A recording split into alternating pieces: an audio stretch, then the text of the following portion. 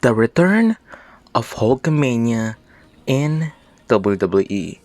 Welcome back, guys, and again, this is Mikeratto, and well, we're going to discuss Hulk Hogan's second and third WWE run, which we're going to discuss from 2002 up to his eventual leave, and then when he returned in WWE yet again for his third run. Here we go. I hope you all like this video. Well, if you do like this video, comment down below, share, subscribe. And again, this is Mikeratto, and here we go.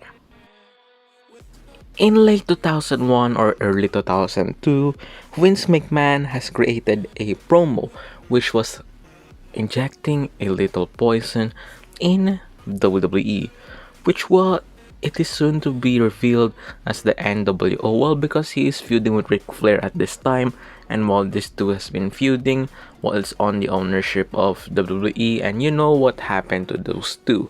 Well, with Ric Flair beating Vince McMahon at the Royal Rumble, and then the NWO debuting on No Way Out, attacking also Stone Cold Steve Austin.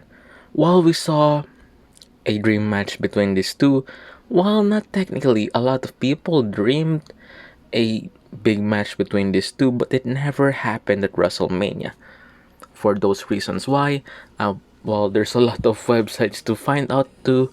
Well, yeah, I don't want to actually state those here because,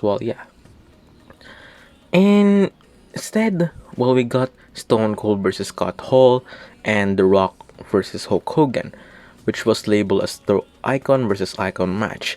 Which while also in the build-up, we saw the truck and the ambulance. The truck while hitting The Rock's ambulance when he was getting to the hospital, and then while we saw also the NWO and Austin segments with Stone Cold actually spraying NWO or 316 on Scott Hall, and then vice versa, so on and so forth. And then by WrestleMania, we saw Hulk Hogan's face turn because the crowd reacting to him that great. And while The Rock, he was jeered somehow in the arena, because Hulk Hogan just returned. And while the guy who returned at WrestleMania for a lot of time that he was in WCW, that's why he got a huge pop. I'm not sure if that's really the reason, but yeah, he got this huge cheers at WrestleMania 18. Which, ironically enough, for The Rock, it happened 11 years later for him. While he's the guy who's being cheered and John Cena who's actually being booed, and then they got the same spot, which while the loser actually raises the winner's hand. You know that spot at WrestleMania 18 and then at WrestleMania 29. So, forward. Hulk Hogan wins the WWE Championship, while the former World Wrestling Federation Championship, while he defended it against Ric Flair and a lot of guys. Though he lost the title to The Undertaker, and most of you will remember that match as how the chokeslam was executed on Hulk Hogan and that stuff. But yeah, his championship run wasn't that long. And then while The Undertaker continued his big evil heel persona. So going on for Hulk Hogan while he feuded with Kurt Angle during that time that he lost the title.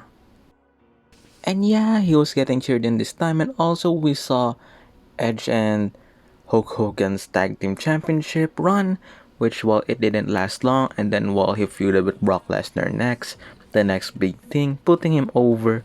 So yeah, Hulk Hogan lost via submission to Brock and Kurt Angle.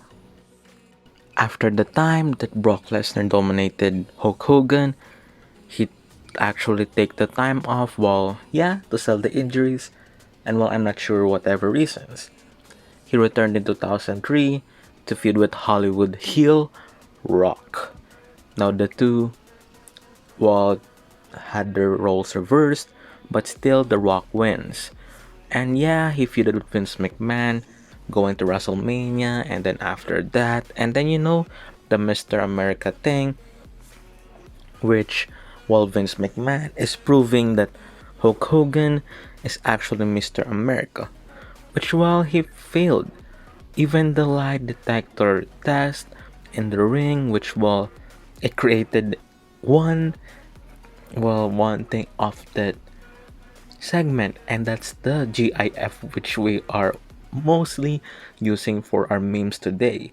And yeah, the segment is so funny, and if you didn't see it, just revisit that segment on YouTube alone or whichever WWE streaming websites you had.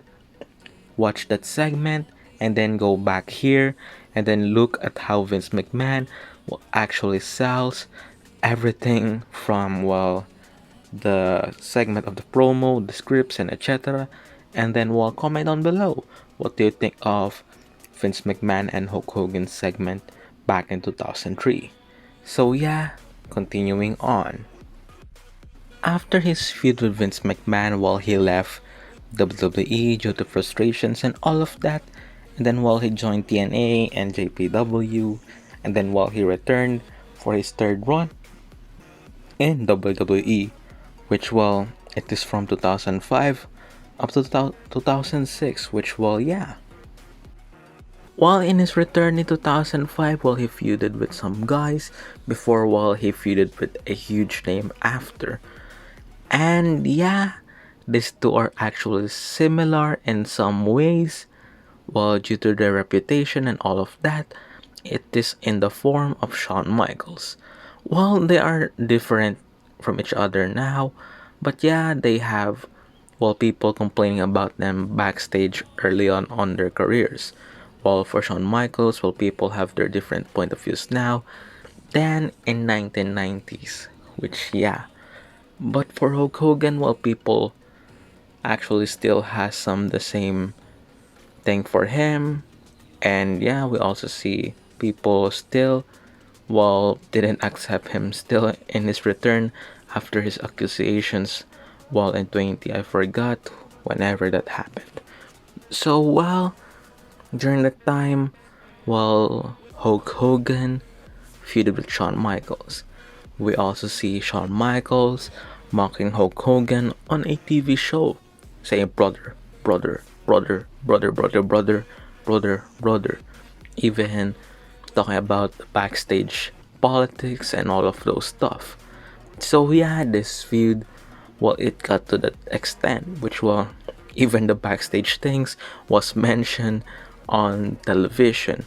Which the match was supposed to happen 3 times for them for the feud, but it only happened for 1 time. And then going forward, Hulk Hogan versus Shawn Michaels happened with one of the memorable moments of the match, which is actually most of the memorable moments of the match is Shawn Michaels overselling everything, flying everywhere, while selling this, selling that. You will see the frustration of Shawn Michaels in that match and everything towards everything in that night. Him flying everywhere. You will see him flying from a big boot, selling that, selling this, selling that. So yeah. Despite the different comments of both men in that match, at least there's a dream match that actually happened at SummerSlam. And while considering their point of views, it did still happen instead of backing off, the match happened.